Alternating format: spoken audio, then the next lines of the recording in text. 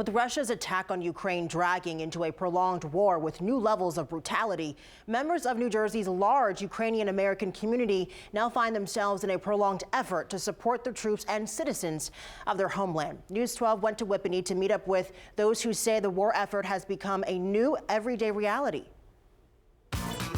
So I come when I can, they come when they can, and we constantly working. Roksolana Vaskul Leshchuk just finished a 24-hour on-call shift as an anesthesiologist. Yulia here just finished her day working as a teacher.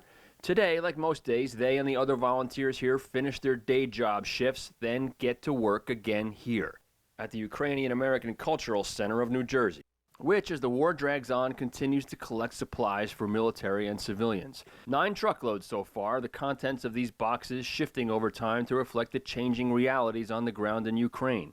Here she's discussing a shipment of tourniquets with Pat O'Neill of the organization Stop the Bleed as she prepares a box containing hundreds more. Because they constantly asking me for it. Like many involved in the fight for Ukraine, they worry the world's attention is slipping away from the war, even as the situation grows more dire. And they need a lot of moral support. They need to fight. They need to know that they still didn't forgotten. For these volunteers, the work is therapy, diverting their attention away from the worry over their family in Ukraine and the horror they hear every day in the news from the war. Sometimes I just cry in the car on the way to work and back.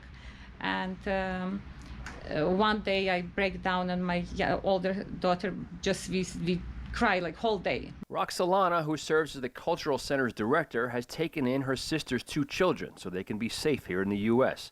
Yulia thinks of her father and brother, who both enlisted in the Ukraine military to fight the Russians. That's because I have my brother and my father there. It's given me their strength to do more here than even like maybe I thought I may do. And so, while much of the world's attention shifts to other news, for almost anyone with ties to Ukraine, it remains a full-time job, 24-hour worry, a war effort that continues to dominate their lives here in New Jersey, thousands of miles away. Their message for us is clear. We're still working, they're still fighting, and we still need your help. I'm Brian Donahue. That's Positively New Jersey. And since your help is needed right now, you can find a list of organizations collecting donations and aid for Ukraine right on our website.